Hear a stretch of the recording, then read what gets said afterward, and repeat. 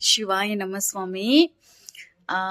இன்னைக்கு வந்து எதை பத்திமா சொல்ல வந்திருக்கீங்க அப்படின்னா சுவாமி, பொதுவா மரம் பாத்தீங்க அப்படின்னா நிறைய விஷயங்கள் உங்களுக்கு சொல்லணும்னு வந்து யூடியூப்ல பேசும்போது இங்க தடங்கள் ஆயிருது. சாமி சரணம், சரி இருக்கட்டும் சுவாமி. நான் எப்பயும் என்னோட இதுல பேசுற மாதிரி பேசுறேன். ஒரு மரம் இருக்குன்னு பாருங்க. அந்த மரம் பாத்தீங்கன்னா தான் கொடுக்கக்கூடிய நிழல், காய், கனி, வேர், அதுல வரக்கூடிய அனைத்து விஷயங்களுமே மனிதர்களுக்காக அது வந்து கொடுத்துட்டு இருக்கு. தன்னையே அழித்து அது வந்து வாழ்ந்துட்டு இருக்கு. கடைசீட்ல இவ்வளவு நன்மை செய்துல அந்த மரம், அதுக்குன்னு எது மிஞ்சுதுன்னு பார்த்தா ஒண்ணுமே கிடையாது. சிவா அது ஒரு வெற்றிடமா இருக்கு.